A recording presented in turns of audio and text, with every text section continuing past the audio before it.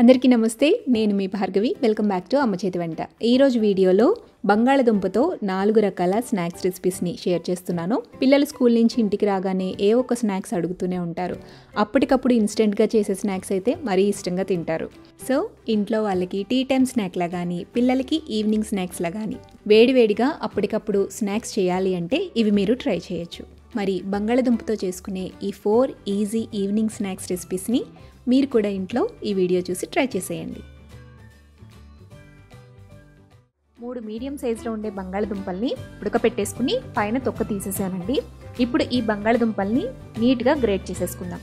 మీరు గ్రేట్ చేసుకున్నా పర్వాలేదు, లేదా మ్యాషర్తో మెత్తగా మ్యాష్ చేసేసుకున్నా పర్వాలేదు. సో ఇలా మొత్తం అంతా కూడా గ్రేట్ చేసేసుకున్న తర్వాత ఈ బౌల్ని పక్కన పెట్టుకోండి. ఇప్పుడు ఒక మిక్సీ జార్ తీసుకోండి. అందులోకి 1/2 కప్పు దాకా అటుకులు వేసుకోండి. ఈ అటుకుల్ని మెత్తగా బ్లెండ్ చేసుకోండి. మరి ఫైన్ పౌడర్లా కాకుండా లైట్ బరకు ఉండేటట్టుగా బ్లెండ్ చేసుకుని ఆ బ్లెండ్ చేసుకున్న అటుకుల పొడిని ఈ బంగాళదుంపలోకి వేసేసేయండి. నెక్స్ట్ మనం బ్రెడ్ క్రమ్స్ తయారు చేసుకుందామండి. దానికి నేను 4 బ్రెడ్ స్లైసెస్ని తీసుకుని పీసెస్లా కట్ చేసుకుని మిక్సీ జార్లోకి వేసుకుంటున్నాను. ఫైన్గా బ్లెండ్ చేసేసుకుని ఇక్కడ చూపిస్తున్నట్టుగా ఇలా బ్రెడ్ క్రమ్స్ని తయారు చేసుకుని పెట్టుకోండి. ఇప్పుడు ఇందులో నుంచి ఒక 1/2 కప్పు దాకా బ్రెడ్ క్రమ్స్ని తీసుకుని మ్యాష్ చేసుకుని పెట్టుకున్న బంగాళదుంపలోకి వేసేసుకోండి. అలాగే 1/2 కప్పు దాకా సన్నగా తరిగి పెట్టుకున్న ఉల్లి తరుగును కూడా వేసుకోండి. ఒక పచ్చిమిర్చిని సన్నగా తరిగి పెట్టుకుని వేసుకోండి. అలాగే 1/2 కప్పు గ్రేట్ చేసుకున్న క్యారెట్ తురుమును కూడా వేసుకోండి. 1 టేబుల్ స్పూన్ దాకా సన్నగా తరిగి పెట్టుకున్న కొత్తిమీర, సన్నగా తరిగి పెట్టుకున్న కరివేపాకు వేసుకోండి. నెక్స్ట్ ఇందులోకి చిటికెడంత పసుపు, 1/2 టీ స్పూన్ దాకా కారం, రుచికి సరిపడా ఉప్పు, 1/2 టీ స్పూన్ మిరియాల పొడి, 1/2 tea spoon chaat masala, 1/2 tea spoon జీలకర్ర పొడి, అలాగే 1/2 టీ స్పూన్ ఆమ్చూర్ పౌడర్ వేసుకోండి. ఆమ్చూర్ పౌడర్ కనుక మీ దగ్గర లేకపోతే దీనికి బదులుగా అరబద్ద నిమ్మ చెక్కను పిండుకోండి. అలాగే చాట్ మసాలా లేకపోతే మీరు గరం మసాలా కూడా వాడుకోవచ్చు. ఇప్పుడు ఇందులోకి సన్నగా తరిగి పెట్టుకున్న వెల్లుల్లి తరుగుని 1 టేబుల్ స్పూన్ దాకా వేసుకోండి. వీటన్నిటిని కూడా బాగా మిక్స్ చేసుకోండి. ఒక డోలా తయారు చేసుకుని పెట్టుకోండి. ఒక పిండి ముద్దలా తయారు చేసుకోండి. సో ఇప్పుడు మనకి కట్లెట్ మిక్స్ అనేది రెడీ అయిపోయిందండి. ఇప్పుడు వీటిని మనం కట్లెట్స్ లాగా తయారు చేసుకుని ఫ్రై చేసుకోవాలి. దానికోసం మీకు నచ్చిన షేప్లో చేసుకోండి. సిలిండ్రికల్ షేప్లో కానీ, లేదంటే ఇట్లా రౌండ్ షేప్లో కానీ, ఫ్లాట్గా కానీ ఎలా చేసుకున్నా పర్వాలేదు. మీరు కట్లెట్స్ చేసేటప్పుడు చేతికి పిండి అంటుకుంటుంది అని అనిపిస్తే చేతికి కొద్దిగా ఆయిల్ని అప్లై చేసుకుని షేప్స్ ఇవ్వండి. ఇలా కట్లెట్స్ తయారు చేసేసుకున్న తర్వాత ఇప్పుడు ఒక ప్లేట్లోకి 1 టేబుల్ స్పూన్ దాకా మైదా పిండి, 2 లేదా 3 టేబుల్ స్పూన్స్ దాకా వాటర్ వేసి ఇలా మైదా పేస్ట్ని రెడీ చేసుకుని పెట్టుకోండి. ఇది లైట్గా పల్చిగా ఉండాలి. అలాగే మనం ఇందాక బ్రెడ్ క్రమ్స్ తయారు చేసుకున్నాం కదా, సో ఆ మిగిలిన బ్రెడ్ క్రమ్స్ని ఒక ప్లేట్లోకి పరుచుకుని పెట్టుకోండి. నెక్స్ట్ ఇప్పుడు ఈ కట్లెట్స్ని మైదా వాటర్లో ఫస్ట్ డిప్ చేసి ఆ తర్వాత బ్రెడ్ క్రమ్స్తో కోట్ చేసుకుని పెట్టుకోండి. ఇలా ఎన్ని కావాలంటే అన్ని కోట్ చేసేసుకున్న తర్వాత వీటిని ఫ్రిడ్జ్లో ఒక 1 అవర్ పాటు వదిలేసేయండి. మీరు ఇన్స్టెంట్గా కావాలంటే ఇన్స్టెంట్గా కూడా ఫ్రై చేసుకోవచ్చు. బట్ ఈవినింగ్ టైం మనం చేసుకోవాలనుకున్నప్పుడు డే టైంలో, మార్నింగ్ టైంలో చక్కగా ప్రిపేర్ చేసేసుకుని ఫ్రిడ్జ్లో పెట్టుకుని ఈవినింగ్ టైం బయటకు తీసి డీప్ ఫ్రై చేసుకోవచ్చు. అలాగే కొంతమందికి డీప్ ఫ్రై చేయడం ఇష్టం ఉండదండి. హెవీ ఆయిల్ అనుకుంటారు. బట్ ఇవి మీరు ఆయిల్ ఏమీ ఎక్కువ అసలు పీల్చవు. బట్ ఆయిల్లో డీప్ ఫ్రై చేయకూడదు అనుకుంటే ఏం చేస్తారు అంటే ఈ కట్లెట్స్ని పైన బ్రెడ్ క్రమ్స్ అలాగే మైదా కోటింగ్ లేకుండా కొంచెం పల్చుగా చేసుకుని డైరెక్ట్ పెనం మీద అటు ఇటు కూడా లైట్ ఆయిల్ అప్లై చేసుకుంటూ ఫ్రై చేసుకోవచ్చు. అలా కూడా చాలా టేస్టీగా ఉంటాయి. నేనైతే ఒక 1 అవర్ పాటు వీటిని ఫ్రిడ్జ్లో పెట్టేశానండి. తర్వాత తీసి డీప్ ఫ్రై చేస్తున్నాను.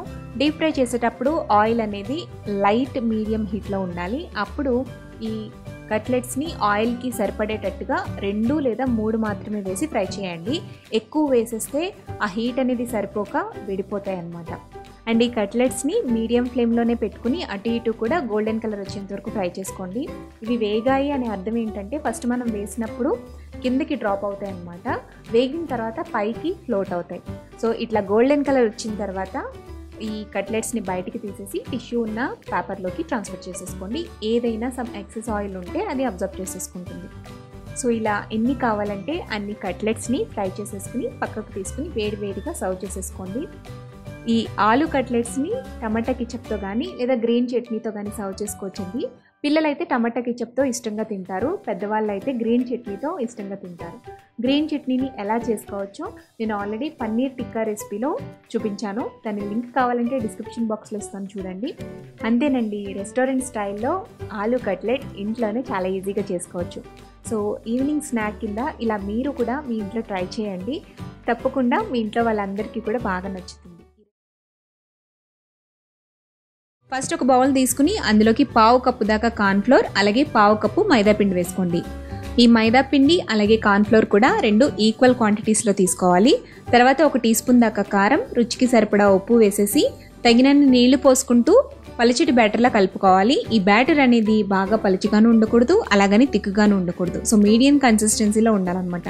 ఇక్కడ చూపిస్తున్నట్టుగా ఉండాలి. ఈ బ్యాటర్ని కలిపేసుకున్న తర్వాత పక్కన పెట్టేసుకోండి.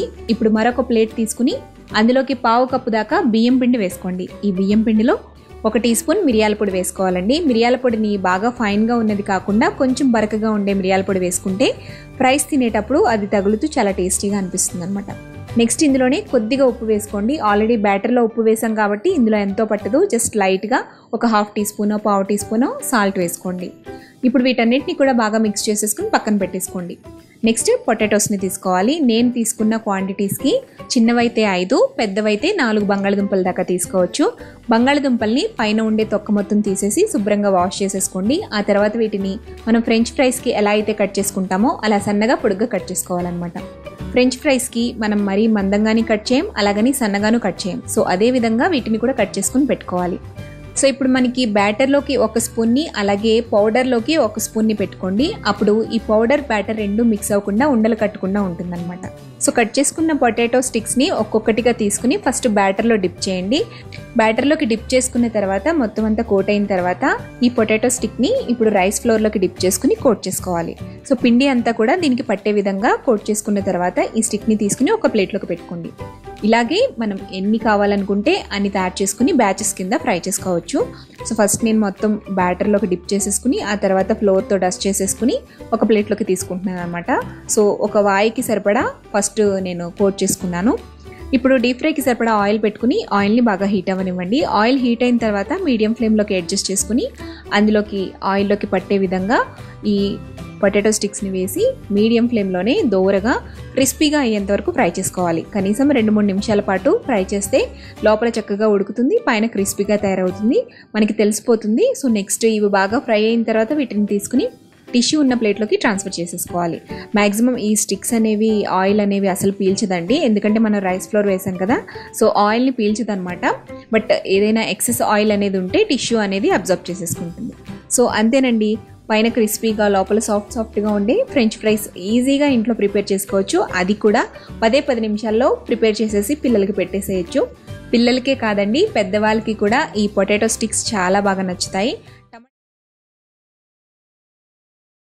కడాయిలో 1 టేబుల్ స్పూన్ దాకా ఆయిల్ వేసుకోండి. ఆయిల్ హీట్ అయిన తర్వాత సన్నగా కట్ చేసి పెట్టుకున్న వెల్లుల్లిపాయల్ని 1 టేబుల్ స్పూన్ దాకా వేసుకుని దోరగా లో టు మీడియం ఫ్లేమ్లో ఫ్రై చేసుకోండి. ఇవి కొంచెం వేగిన తర్వాత ఇందులోకి 1 టీ స్పూన్ దాకా చిల్లీ ఫ్లేక్స్ని అలాగే 1 టేబుల్ స్పూన్ దాకా కరివేపాకుని సన్నగా కట్ చేసుకుని వేసుకోండి. మీ దగ్గర చిల్లీ ఫ్లేక్స్ కనుక లేకపోతే పచ్చిమిర్చిని 2 తీసుకుని సన్నగా కట్ చేసుకుని కూడా వేసుకోవచ్చు. ఇవి జస్ట్ ఒకసారి కలుపుకున్న తర్వాత ఇందులోకి 1 కప్పు దాకా నీళ్లు పోసుకోవాలండి. ఇందులోనే రుచికి సరిపడా ఉప్పు వేసేసి వాటర్ని రోలింగ్ బాయిలింగ్ అయ్యేంత వరకు మరిగించుకోవాలి. నీళ్లు ఇలా మరుగుతున్నప్పుడు ఇందులోకి మనం ఏ కప్పుతో అయితే నీళ్లు పోసుకున్నామో అదే కప్పుతో 1 కప్పు దాకా రైస్ ఫ్లోర్ని వేసుకోవాలి. ఇది డ్రై రైస్ ఫ్లోర్ అండి, బయట మనకి సూపర్ మార్కెట్స్లో దొరికే రైస్ ఫ్లోర్ ఏనమాట, తడి బియ్యం పిండి కాదు. సో రైస్ ఫ్లోర్ వేసేసిన తర్వాత మంటని లో ఫ్లేమ్లో ఉంచి మొత్తం అంతా కూడా బాగా మిక్స్ అయ్యేటట్టుగా గరిటెతో కలుపుకోండి. ఇలా అంతా కూడా బాగా కలిసిపోయిన తర్వాత స్టవ్ ఆఫ్ చేసేసుకుని మూత పెట్టి ఒక 5 లేదా 10 నిమిషాల పాటు పక్కన పెట్టేసుకోండి. ఇప్పుడు ఒక పావు కేజీ దాకా బంగాళదుంపల్ని తీసుకుని మెత్తగా ఉడికించుకుని పైన పొట్టంతా తీసేసి ఈ బంగాళదుంపల్ని మెత్తగా గ్రేట్ చేసేసుకోండి. ఇలా క్యారెట్ తురుముకునే దాంతో అన్న గ్రేట్ చేసుకోవచ్చు, లేదంటే మ్యాషర్ ఉంటే మెత్తగా మ్యాష్ చేసేసుకోవచ్చు. గడ్డలు లేకుండా చూసుకోండి. ఇలా అంతా మ్యాష్ చేసేసుకున్న తర్వాత ఈ పొటాటో మిశ్రమాన్ని మనం ఆల్రెడీ కుక్ చేసుకుని పక్కన పెట్టుకున్న రైస్ ఫ్లోర్ మిశ్రమంలోకి వేసేసుకోండి. ఇలా గ్రేట్ చేసుకున్న బంగాళదుంపని వేసేసిన తర్వాత అంతా కూడా బాగా మిక్స్ చేసుకోండి. ఇందులోకి మనం ఎక్స్ట్రా వాటర్ వేయాల్సిన అవసరం లేదండి, ఎందుకంటే ఉడికించిన బంగాళదుంపలో ఆల్రెడీ మాయిశ్చర్ ఉంటుంది కాబట్టి ఆ మాయిశ్చర్ అనేది సరిపోతుంది. లేదు మీకు పిండి అనేది గట్టిగా ఉన్నట్లు అనిపిస్తే కొద్దిగా వాటర్ని స్ప్రింకిల్ చేసి కలుపుకోండి. అలాగే మీకు పిండి కనుక లూజ్గా అనిపిస్తే కనుక కొద్దిగా కార్న్ఫ్లోర్ని కూడా వేసుకోవచ్చు అనమాట. బట్ నేను చెప్పిన కొలతలతో ఎగ్జాక్ట్గా చేస్తే మీకు ఆ ప్రాబ్లం ఏం రాదండి. పర్ఫెక్ట్గా డో అనేది ప్రిపేర్ అవుతుంది. సో ఇలా అంతా మిక్స్ చేసేసుకున్న తర్వాత జస్ట్ ఒకసారి టేస్ట్ చూసుకోండి. మీకు సాల్ట్ సరిపోకపోతే కొంచెం సాల్ట్ని యాడ్ చేసుకోవచ్చు. ఇప్పుడు ఇందులోనే సన్నగా కట్ చేసి పెట్టుకున్న 1 టేబుల్ స్పూన్ దాకా కొత్తిమీర తరుగు వేసుకోండి. అలాగే 1 టేబుల్ స్పూన్ దాకా ఆయిల్ని వేసుకోండి. ఇప్పుడు అంతా కూడా బాగా మిక్స్ చేసుకుని చపాతీ ముద్దలాగా తయారు చేసుకుని పెట్టుకోండి. ఇప్పుడు ఈ పిండి ముద్దలోంచి కొంచెంగా తీసుకుని బైట్స్ లాగా షేప్ అవుట్ ఇచ్చి మనం ఫ్రై చేసుకోవాలండి. నేను బయట మనకి షాప్స్లో దొరికే విధంగా సిలిండ్రికల్ షేప్లో ఇచ్చి అటు ఇటు కూడా ఫ్లాట్ చేస్తున్నాను. ఇదొక షేప్ అండి. షేప్ అనేది మన ఇష్టం అనమాట. దీన్నే రౌండ్గా చేసుకోవచ్చు, లేదా స్టిక్స్లా ప్రిపేర్ చేసుకోవచ్చు, లేదంటే కట్లెట్స్ లాగా ఫ్లాట్గా కూడా చేసుకోవచ్చు. సో ఇలా మీకు నచ్చిన షేప్లో పొటాటో బైట్స్ని ప్రిపేర్ చేసుకుని పెట్టుకోండి. మీరు కావాలి అంటే ఈవినింగ్ టైంకి ఫ్రెష్గా వేడివేడిగా చేసుకోవాలి అనుకుంటే మార్నింగ్ టైంలో ఈ డోని ప్రిపేర్ చేసేసుకుని 8 బాక్స్లో పెట్టేసుకుని ఫ్రిడ్జ్లో స్టోర్ చేసుకుని ఈవినింగ్ చేసుకోవచ్చు. ఇలా మనకి ఎన్ని బైట్స్ కావాలో అన్ని బైట్స్ని ప్రిపేర్ చేసుకుని పక్కన పెట్టుకున్న తర్వాత డీప్ ఫ్రైకి సరిపడా ఆయిల్ పెట్టుకోండి. ఆయిల్ హీట్ అయిందో లేదో ఒకసారి చెక్ చేయండి. పిండి వేయగానే పైకి పొంగింది అంటే ఆయిల్ పర్ఫెక్ట్గా హీట్ అయినట్టు అనమాట. సో ఆయిల్ ఇలా హీట్ అయిన తర్వాత ఆయిల్కి పట్టే విధంగా ఎన్ని బైట్స్ అయితే పడతాయో అన్ని వేసుకుని ఈవెన్గా ఫ్రై చేసుకోవాలి. ఆయిల్ అనేది ఎక్కువ హీట్లో ఉండకూడదు, అలాగని తక్కువ లో హీట్లో కూడా ఉండకూడదండి. ఎక్కువ హీట్లో ఉంటే ఏమవుతుందంటే పైన మనకి కలర్ వచ్చేస్తుంది కానీ లోపల సరిగ్గా కుక్ అవ్వదన్నమాట. అలాగే లో హీట్లో ఉంటే ఆయిల్ని అబ్జర్వ్ చేసేసుకుంటుంది, బైట్స్ అనేవి విరిగిపోయే ఛాన్స్ కూడా ఉంటుందన్నమాట. అందుకని మీడియం హీట్ ఉన్నప్పుడు మాత్రమే ఈ పొటాటో బైట్స్ని వేసేసి మీడియం హీట్లోనే ఈవెన్గా తిప్పుకుంటూ ఫ్రై చేసుకోండి. ఇలా ఫ్రై చేసేటప్పుడు ఆయిల్లో నురగ అనేది తగ్గిపోతుందండి, మీరు అబ్జర్వ్ చేయొచ్చు. అలాగే ఈ బైట్స్ అనేవి మంచి గోల్డెన్ కలర్లోకి టర్న్ అవుతాయి, పైన క్రిస్పీగా కూడా తయారైపోతాయి. అంటే బైట్స్ అనేవి పర్ఫెక్ట్గా ఫ్రై అయిపోయాయని అర్థం అనమాట. సో వెంటనే వీటిని తీసుకుని టిష్యూ ఉన్న ప్లేట్లోకి ట్రాన్స్ఫర్ చేసుకోండి. ఏదైనా ఎక్సెస్ ఆయిల్ అనేది ఉంటే అబ్జర్వ్ చేసేసుకుంటుంది అనమాట. బట్ మీరు రైస్ ఫ్లోర్ వేశారు కాబట్టి ఆయిల్ అనేది అసలు అబ్జర్వ్ చేయదండి. సో టేస్టీగా పైన క్రిస్పీగా లోపల సాఫ్ట్గా ఉండే పొటాటో బైట్స్ లేదా పొటాటో నగెట్స్ అనేవి చక్కగా రెడీ అయిపోయాయి. పిల్లలకి ఇలా ఎన్ని ఇచ్చినా కూడా తింటూనే ఉంటారండి నాన్ స్టాప్గా. సో అంత టేస్టీగా ఉంటాయన్నమాట. ఒక కుక్కర్ తీసుకోండి. అందులోకి 1 కప్పు దాకా ఒలుచుకున్న స్వీట్ కార్న్ వేయండి. ఇందులోని ఒక పెద్ద సైజులో ఉండే బంగాళదుంపని మధ్యలోకి కట్ చేసుకుని వేసుకోండి. 1/2 కప్ దాకా వాటర్ని వేసి మూత పెట్టి విజిల్ పెట్టి మీడియం ఫ్లేమ్లో జస్ట్ 2 విజిల్స్ వచ్చేంత వరకు ఉడికించండి. ఆ తర్వాత మూత తీసేసి ఇందులో ఉండే వాటర్ని డ్రైన్ అవుట్ చేసేసుకోవాలి. నీళ్లు పక్కకు తీసేసిన తర్వాత ఒక మిక్సీ జార్ తీసుకుని అందులోకి ఉడికించుకున్న స్వీట్ కార్న్ వేయండి. అలాగే బంగాళదుంపకి పైన ఉండే పొట్టు తీసేసి ఇలా కొంచెం పెద్ద సైజులో ముక్కలుగా కట్ చేసుకుని వేసేసుకోండి. ఇప్పుడు వీటన్నిటిని కూడా కొంచెం కోర్స్గా గ్రైండ్ చేసుకోండి. ఇందులో వాటర్ అస్సలు వేయొద్దండి. వాటర్ వేస్తే కన్సిస్టెన్సీ అనేది పల్చగా అయిపోతుంది.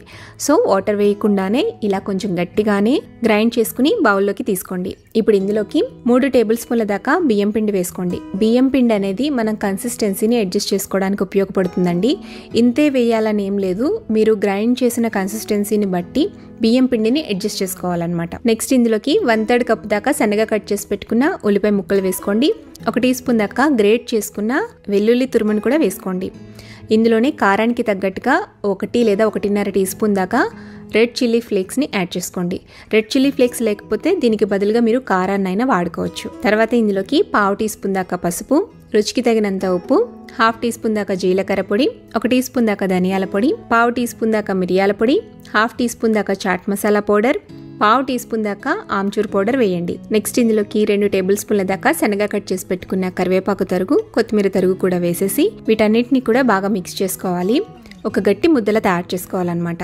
మీకు ఒకవేళ పల్చగా అయినట్లయితే ఇంకొంచెం బియ్యం పిండిని యాడ్ చేసుకుని కన్సిస్టెన్సీని అడ్జస్ట్ చేసుకోవచ్చు. మొత్తానికైతే పిండి కన్సిస్టెన్సీ అనేది ఇక్కడ చూపిస్తున్న విధంగా ఇలా ఉంటే సరిపోతుంది. బాగా గట్టిగాను లేకుండా పల్చగాను లేకుండా మీడియం థిక్నెస్ అనమాట. ఇప్పుడు వీటిని మనం వడల్లాగా కట్లెట్స్లా ఒత్తుకోవాలన్నమాట. ఇలా చేతినైనా యూజ్ చేసుకోవచ్చు, లేదు బటర్ పేపర్ కానీ ఏదైనా కవర్ కానీ ఉంటే దానిపైన ఈవెన్గా ఇలా ప్యాటీస్ లాగా ఒత్తేసుకోండి. లేదంటే డైరెక్ట్గా పెనం మీదైనా చేత్తో ఒత్తేసుకుని కాల్చుకోవచ్చు.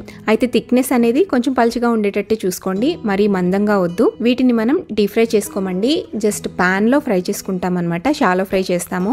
సో అప్పుడు ఆయిల్ అనేది ఎక్కువ పీల్చదు అండ్ అలాగే హెల్తీగా ఎన్ని కావాలంటే అన్ని తినేసేయచ్చు. స్టవ్ మీద తవ్వాని కానీ లేదంటే ఇలా ప్యాన్ కానీ ఉంచండి. దీనిపైన కొంచెం ఆయిల్ని స్ప్రెడ్ చేయండి. ఆయిల్ వేసిన తర్వాత మనం తయారు చేసుకున్న ఈ కట్లెట్స్ని ఆయిల్లో వేసి ఫ్రై చేసుకోవాలి. ఒకవైపు వేగిన తర్వాత రెండో వైపుకి తిప్పుకుని ఫ్రై చేసుకోవాలి. మీడియం ఫ్లేమ్లోనే పెట్టుకుని ఫ్రై చేసుకోండి. ఇలా ఫ్రై చేసేటప్పుడు కొంచెం ఆయిల్ పడుతుంది అనిపిస్తే 1 or 2 teaspoons దాకా స్ప్రెడ్ చేసుకుంటూ కాల్చుకోవాలి. ఈ కట్లెట్స్ అనేవి కొంచెం క్రిస్పీగా అయ్యేంత వరకు కూడా మీడియం ఫ్లేమ్లో ఫ్రై చేసుకున్న తర్వాత టిష్యూ ఉన్న ప్లేట్లోకి తీసేసుకోండి. ఇలాగే మీకు ఎన్ని కట్లెట్స్ కావాలంటే అన్ని ఫ్రై చేసేసుకోండి. మిగిలిన పిండిని స్టోర్ చేసుకోవాలి అనుకుంటే ఎయిటెడ్ బాక్స్లో పెట్టి ఫ్రిడ్జ్లో పెట్టుకోండి, నెక్స్ట్ డేకి యూజ్ చేసుకోవచ్చు. అంతే తప్ప అంతకన్నా ఎక్కువ స్టోర్ చేయొద్దు, జస్ట్ 1 day ఉంటుంది అంతే ఈ పిండి. ఇలా తయారు చేసుకున్న కట్లెట్స్ని ఒక ప్లేట్లోకి పెట్టేసేసి చిన్న బౌల్లో కొద్దిగా టమాటా కెచప్ని వేసి ఇచ్చేసేయండి. 1కి 4-5 తినేస్తారు పిల్లలు, ఫుల్ ఖాళీ చేసేస్తారనమాట. చాలా ఇష్టంగా తింటారండి. క్విక్గా చేసుకునే స్నాక్ కాబట్టి మీరు కూడా తప్పకుండా ట్రై చేయండి. ఈ స్నాక్ రెసిపీని మీరు ట్రై చేశాక మీకు ఎలా కుదిరింది అనేది నాతో కింద కామెంట్ సెక్షన్లో షేర్ చేసుకోండి. ఈ వీడియో నచ్చితే లైక్ చేయండి, మీ ఫ్రెండ్స్కి రిలేటివ్స్కి షేర్ చేయండి. మరిన్ని టేస్టీ సింపుల్ క్విక్ రెసిపీస్ కోసం అమ్మ చేతి వంట ఛానల్ని సబ్స్క్రైబ్ చేయండి.